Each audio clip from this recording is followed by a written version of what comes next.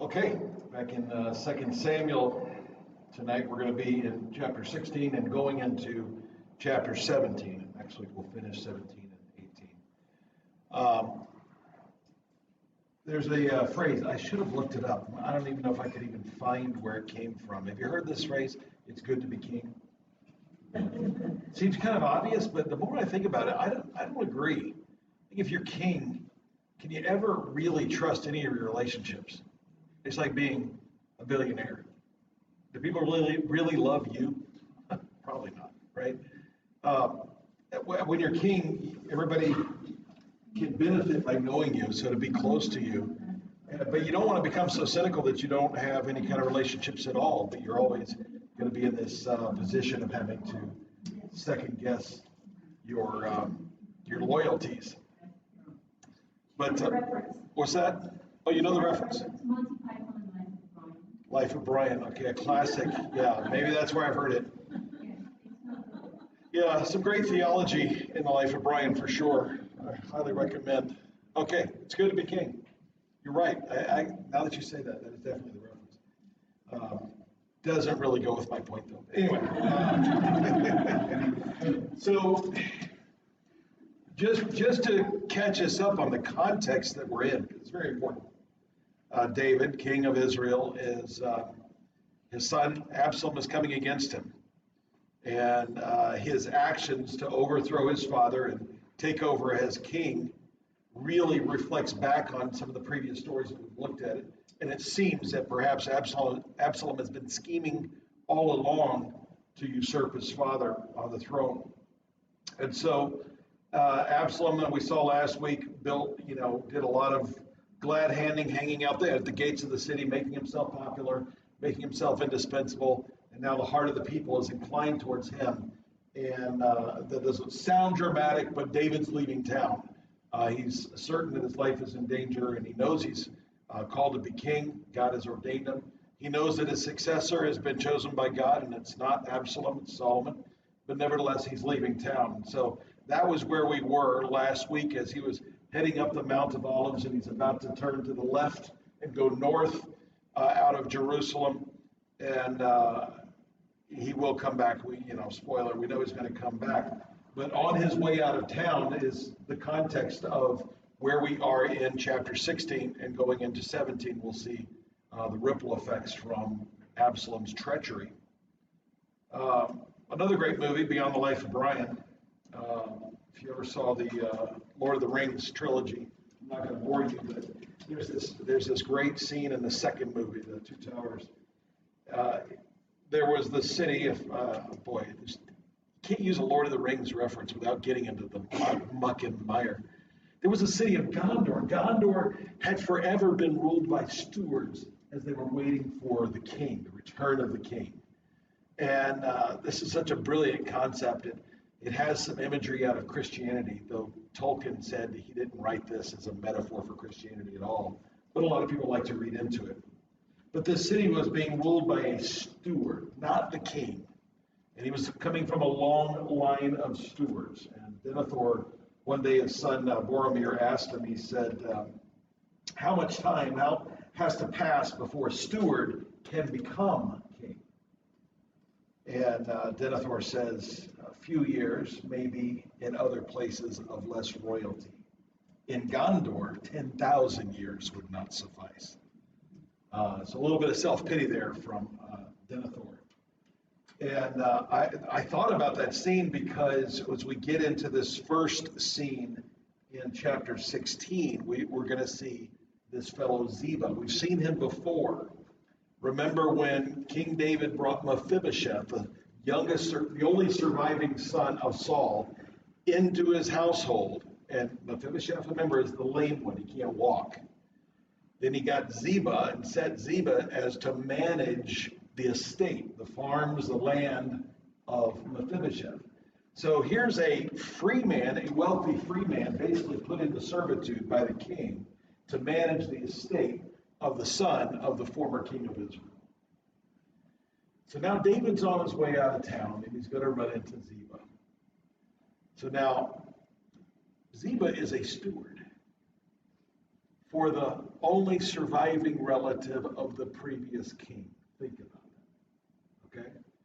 So because we have to be cautious as we make judgments about how people act when you're king, because it's not always good to be king. So we have this amazing story coming up in the first 4 verses. Let's take a look. When David had gone a short distance beyond the summit, that's the summit of the Mount of Olives, there was Ziba, the steward of Mephibosheth, waiting to meet him. He had a string of donkeys saddled and loaded with 200 loaves of bread, 100 cakes of raisins, 100 cakes of figs, and a skin of wine. That kind of sounds familiar, doesn't it? Do you remember when Abigail was going to bat so that her idiot husband didn't get murdered?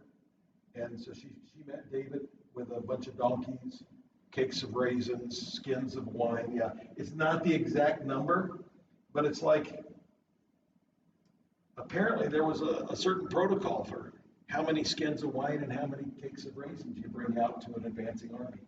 Everybody seemed to kind of know it. Not the same numbers, but the same gesture, a grand gesture. So Ziba, the steward of Mephibosheth, shows up with a lot of stuff to support King David as he's retreating out of Jerusalem because of the advancing treachery of Absalom. That's our setting. Verse 2. The king asked Ziba, "Why have you brought these?" Ziba answered, "The donkeys are for the king's household to ride on. The bread and fruit are for the men to eat, and the wine is to refresh those who become exhausted in the wilderness." The king then asked, "Where is your master's grandson?"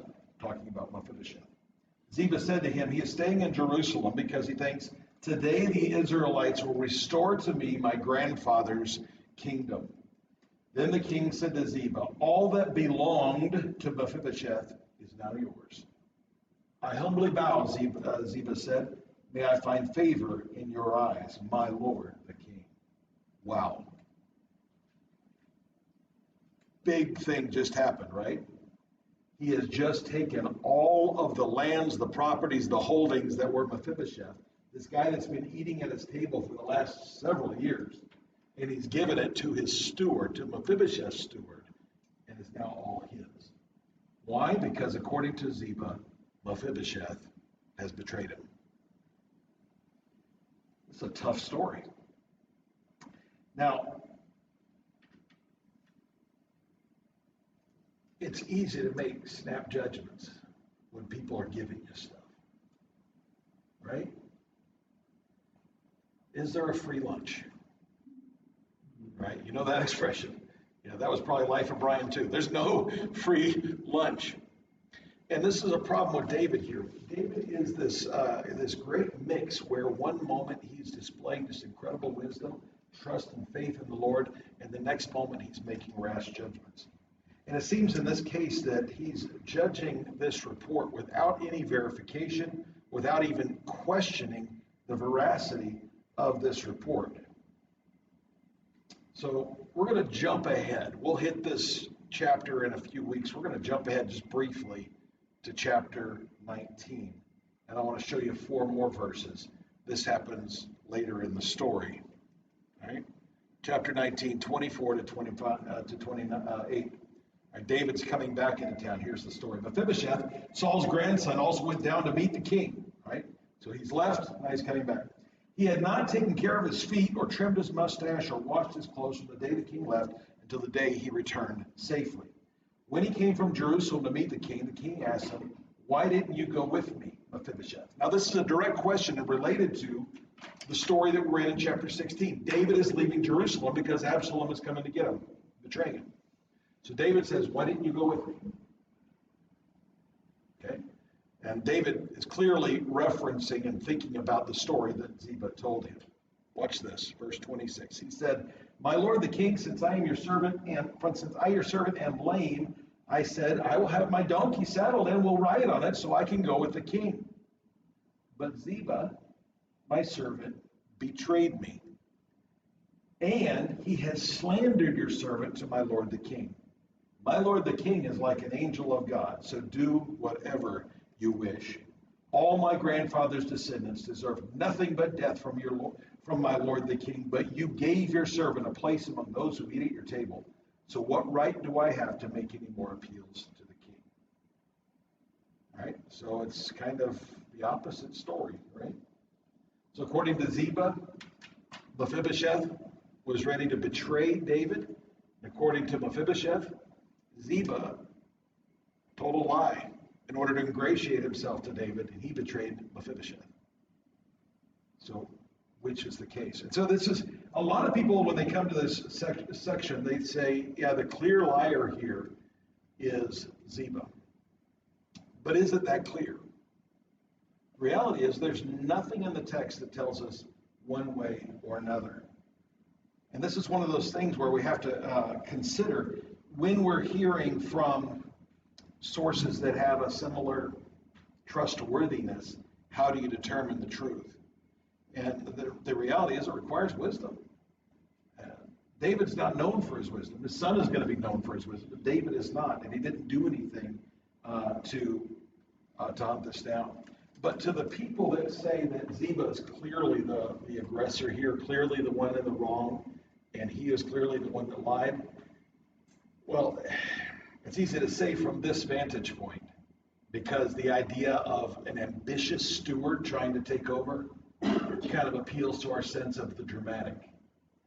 But watch what David does, given the situation. Right now, he's heard from both sides. Look at verse 29. The king said to him, "Why say more? I order you and Ziba to divide the land." So what does that mean as far as what David believed? David didn't know, right? He didn't know. Split the difference. Right? David figured there's no way for me to settle this. And if anything, it's not worth my time. If Mephibosheth was one that was wronged here, then he was also should have done better at managing his estate and making sure he wasn't betrayed. And if Ziba is the one that's done wrong here, well, he's gotten away with something, but he's only gotten half of it. So David just washes his hands of it, splits the land between the two. Clearly, he didn't think that Ziba was clearly wrong, or else he would have reversed the action. So I think for him, there was like no way to determine, and he splits the land. So it's just a tragic story. But again, it goes to this idea that it appears at this point that Ziba and Mephibosheth were both involved in David's life only for their own benefit. Mephibosheth might be a little more sympathetic because of how he behaved, but he's not that sympathetic. Remember who he is. He's the son of Saul, the man that tried to kill David. So, what do we take away from this story? Well, be careful who you listen to. That's simple. There's always going to be various portions of the truth, and you might have an affinity towards someone, but the mistake that's made here was made at the start. When David heard this, he should have sent a runner, right? All right, go find Mephibosheth. Put him to the sword and see what he says. If he says, "My servants betrayed me, my donkey's not ready to go. I was ready to come with the king," then you'll know. But he didn't do that. So the fault lies with David. It gets worse.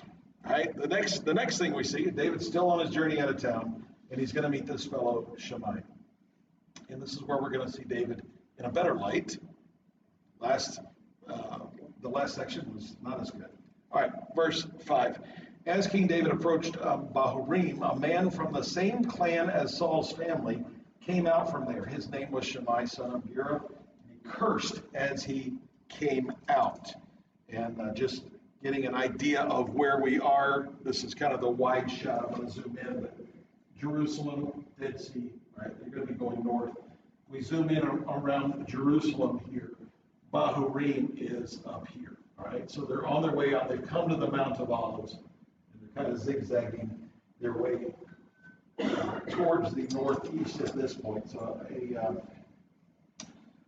another man comes out again from the clan of Saul. So Saul's ripple effects are still haunting David.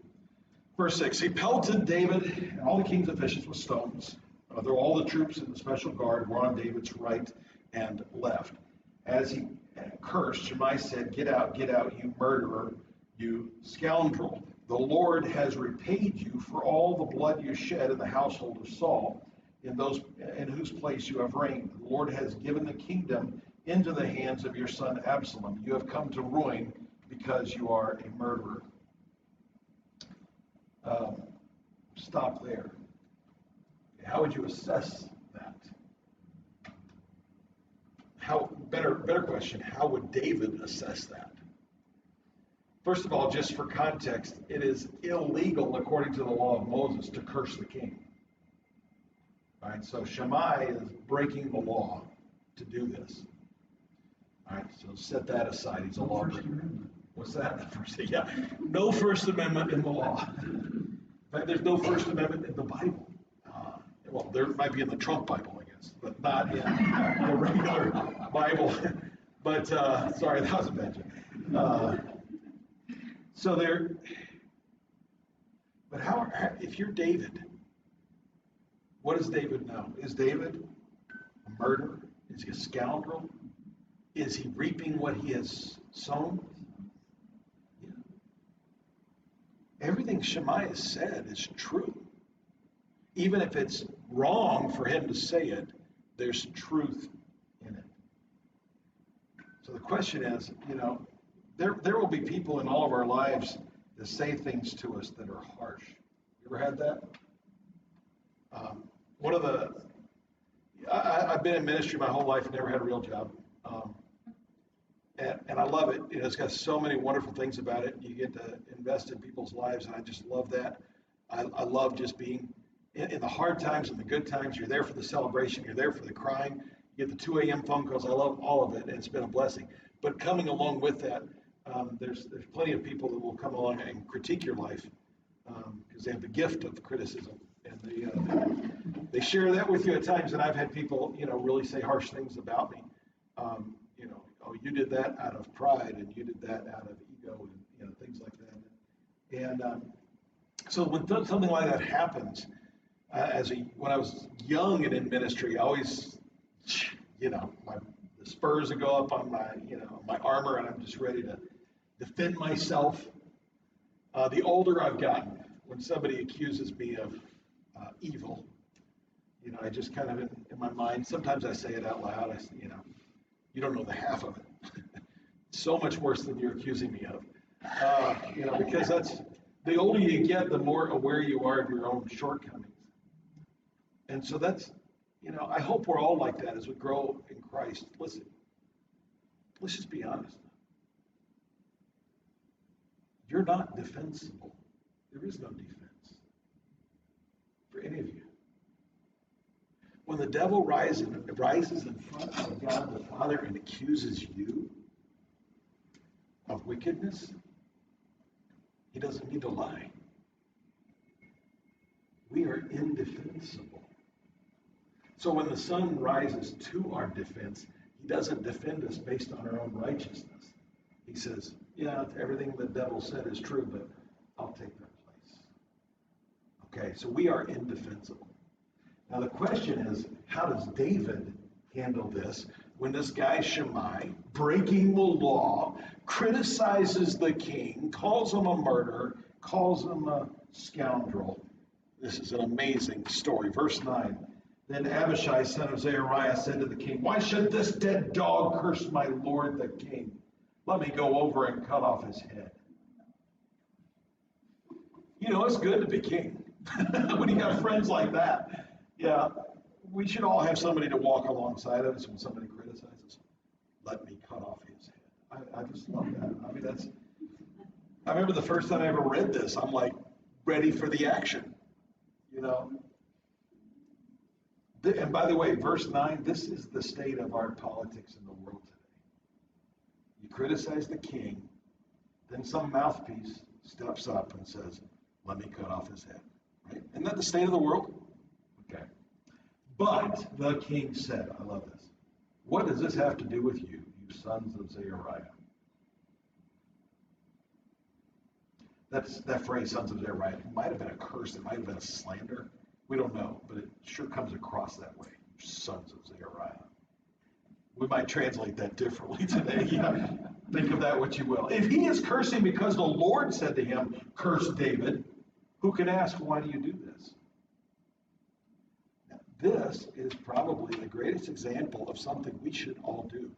When we are being judged, rather than get defensive, consider this possibility.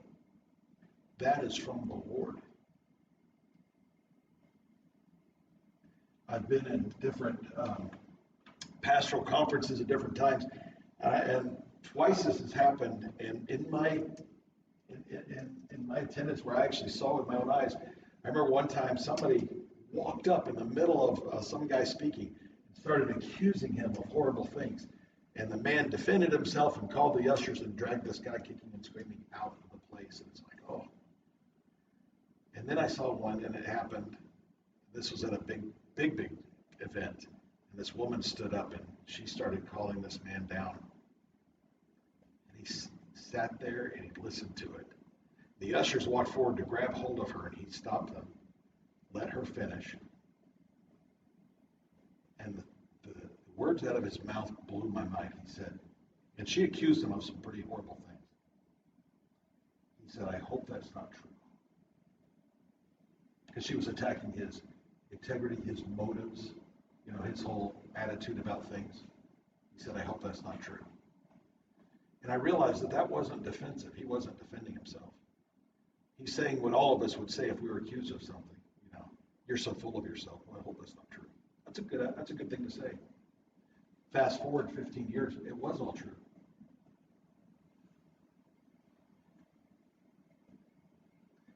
The Lord sent her. He handled it correctly, except for the part that he didn't really listen to the Lord. Can you imagine such a thing? So this is a big moment for David. David is carrying with him this guilt over Bathsheba and Uriah and among other things. And now this guy comes up and calls him out. Now this guy Shammai is not really thinking about Bathsheba probably. He's more thinking about more the house of Saul and the people that were killed by David and what happened, the murders of Abner and Ishbosheth and other things. So the context may have been different, but what he said was true.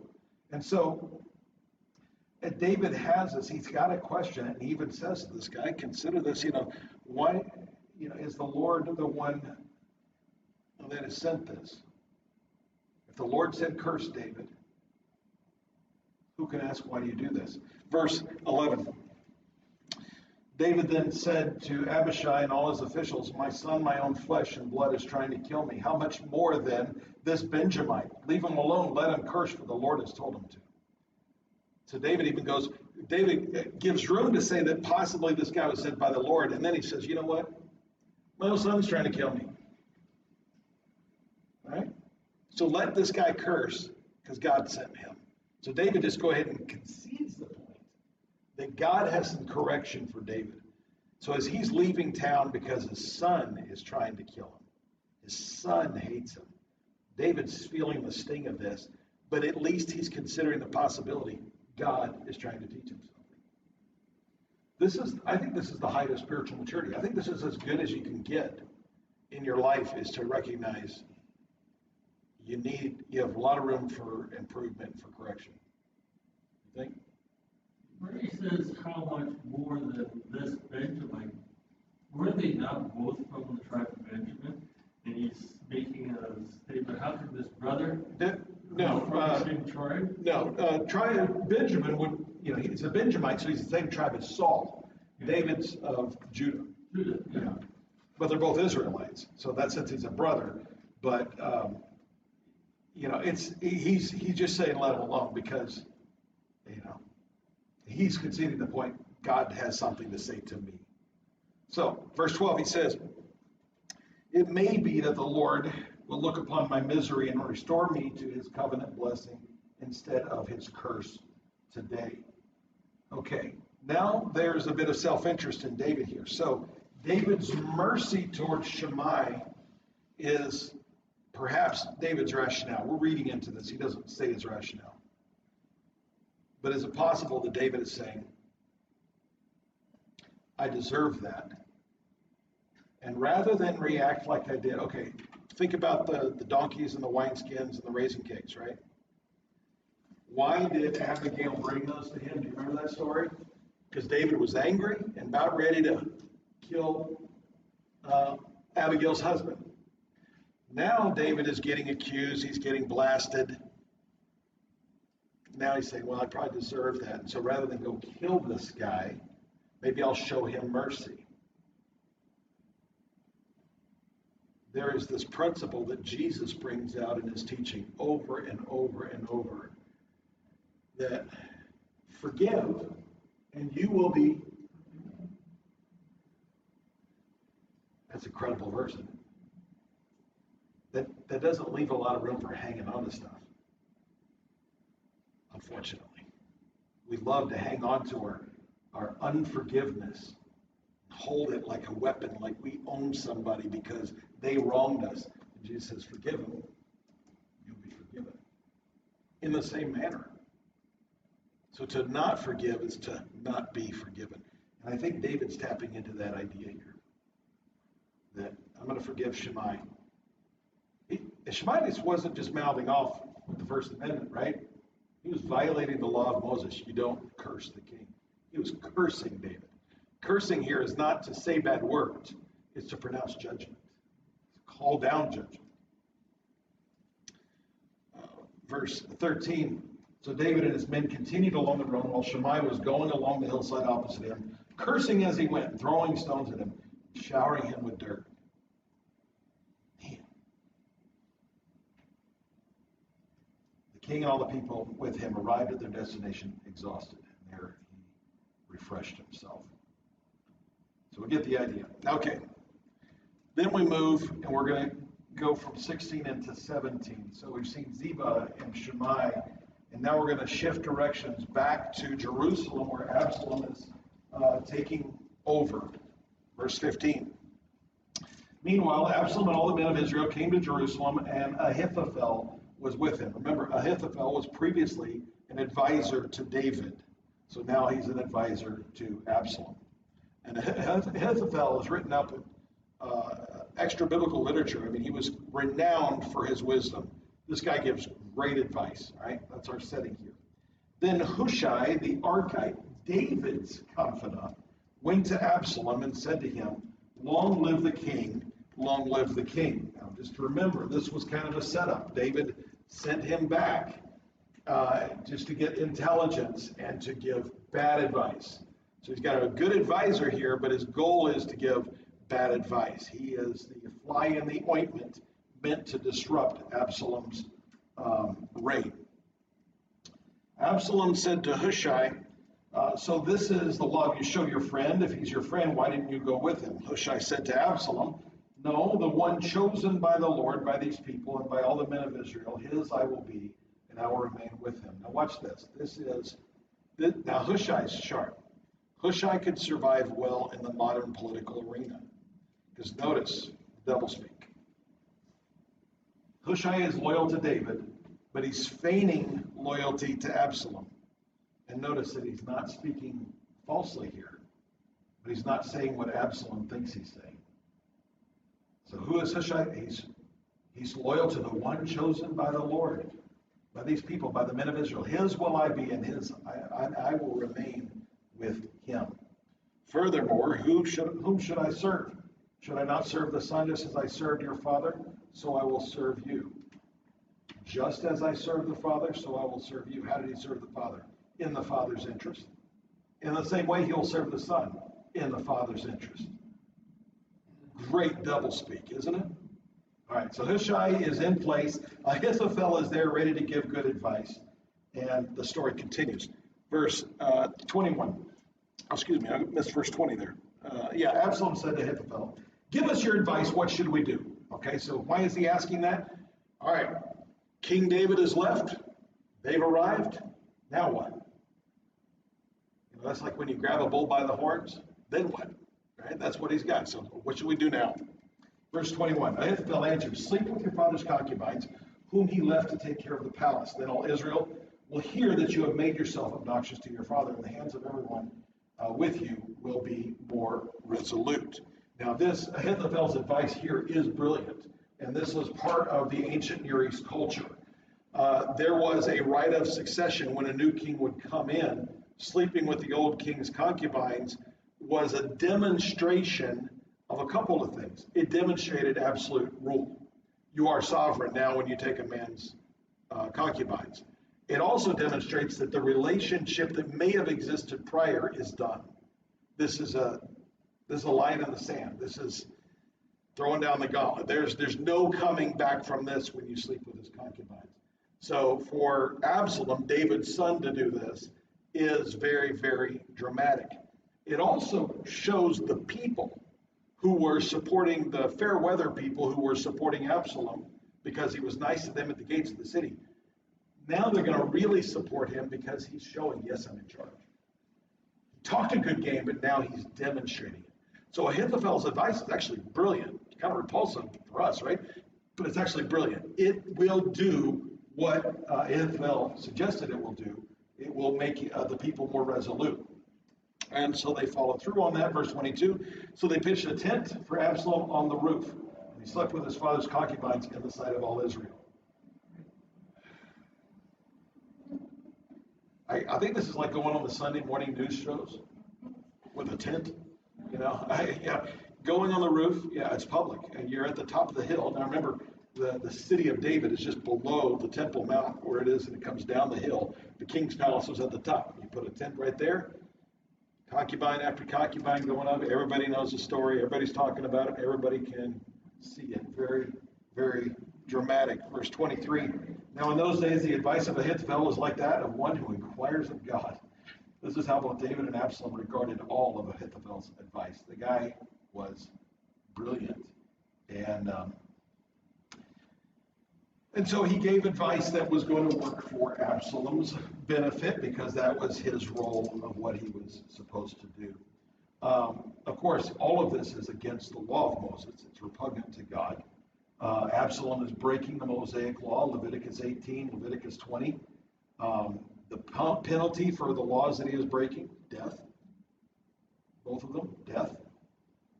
But it's also, if you remember, when judgment was pronounced against David for the murder of Uriah and the taking of Bathsheba, what was the judgment? What you did to Uriah's wife privately, your son is going to do to you publicly. This is the judgment of God. And this is where we talk about God's sovereignty. And I think it's incredible because sometimes people want to make God's sovereignty all about all the good things that are done in the world. We recognize that God uses evil to his own purposes. That doesn't make God evil. That makes God the manipulator of evil in the most beautiful way. When I want to bring about judgment, I'll use, let the evil reign, and the evil people think they're in charge and they think they're powerful in the universe, and God is just using them like pawns for his purpose. Is it righteous for God to judge David? Yes. Is it righteous for God to allow evil ways, evil men, to inflict David as part of that judgment? Everything God does is righteous. So it's incredible. It just shows his sovereignty as it is fulfilled exactly as it was told that it was going to be fulfilled. And it's further humiliation to David. Does David deserve to be humiliated? Nobody wants to be humiliated. And God has a soft spot. I mean, that's not the right way to say that, but God has tremendous affection for David. Scripture calls him a man after God's own heart. But David murdered, raped, stole.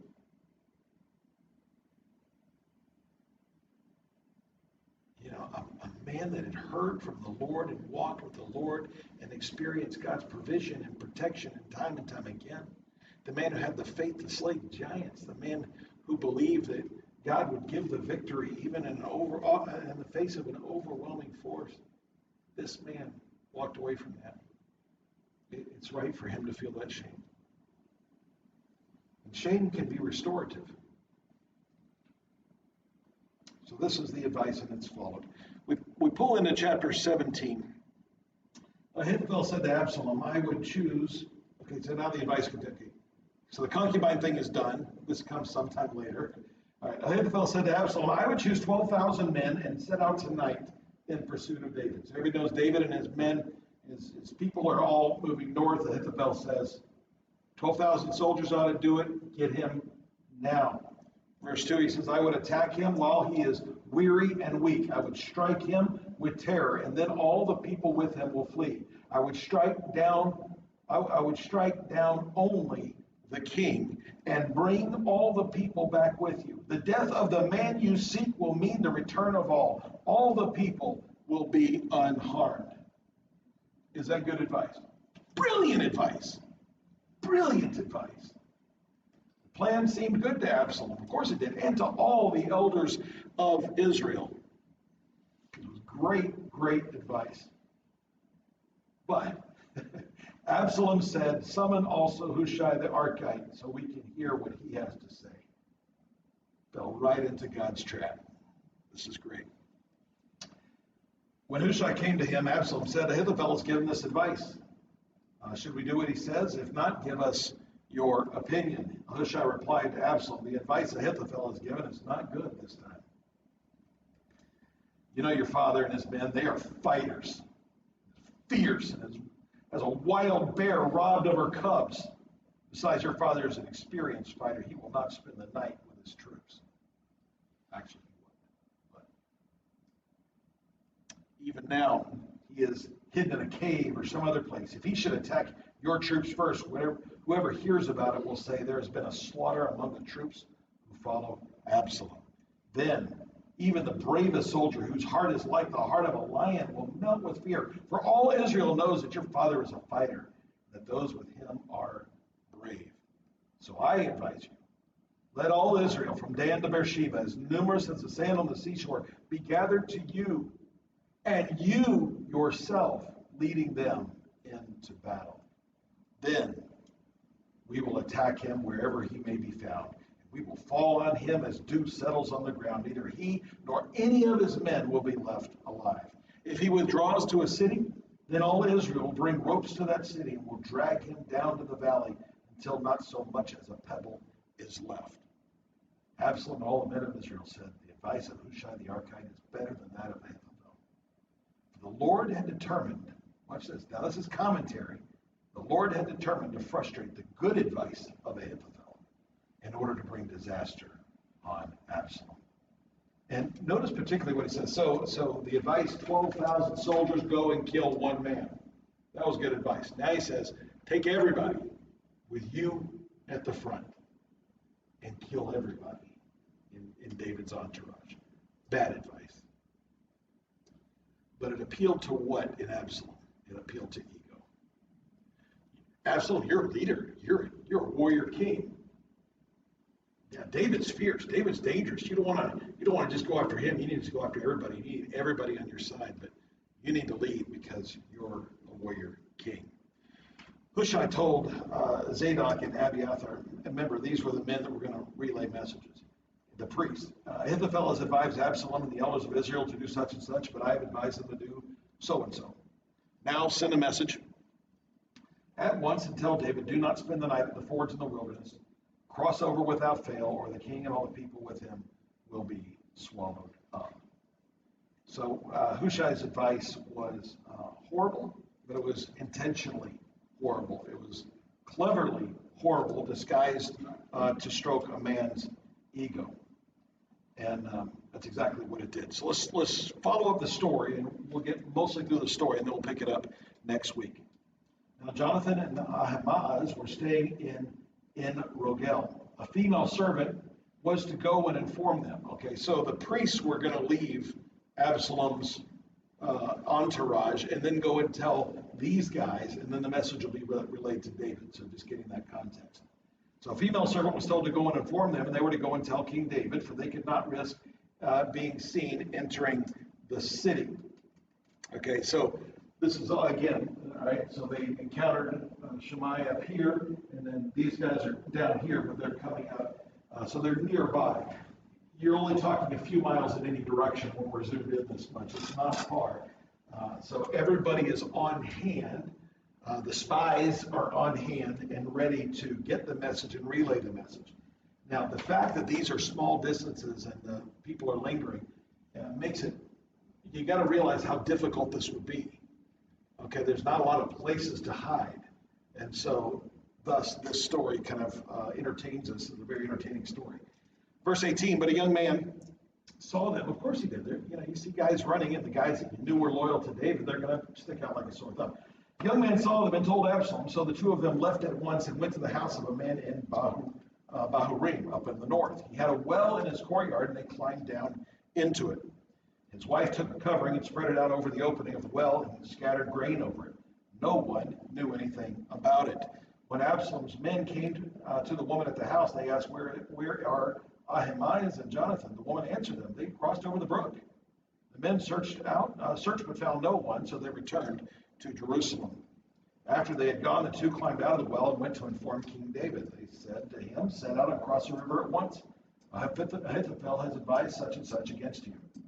So David and all the people with him set out and crossed the Jordan. By daybreak, no one was left who had not crossed the Jordan. When Ahithophel saw that his advice had not been followed, he saddled his donkey and set out for his house in his hometown. He put his house in order and then hanged himself. So he died and was buried in his father's tomb. Now, we're going to stop on that verse tonight.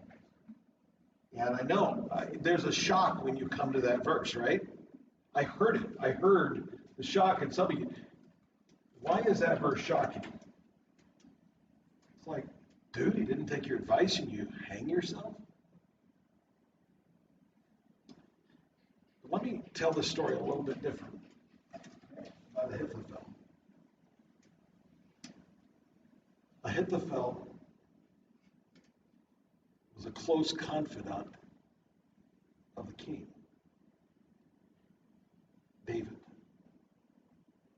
Ahithophel betrayed David. And when his betrayal didn't bring about what he thought it would bring, he hanged himself. There was a close confidant of the son of David, the son of David, who betrayed the son of David. And it didn't turn out like he thought it would. And what did Judas do? He hung himself. This is the only time in Scripture when there is this clear foreshadow of Judas. It's the only time. There's no other character in Scripture that reacts this way, that from the bad fruit of a betrayal is so grief-stricken, so utterly without hope for the future, that he takes his own life by hanging. Ahithophel and Judas, both betraying David and the son of David, Jesus Christ. It's an incredible parallel. And it's one of those things that you don't really expect it in such a way. But it gives some nuance, it gives some context, it gives some understanding, because Judas is not a sympathetic figure, is he?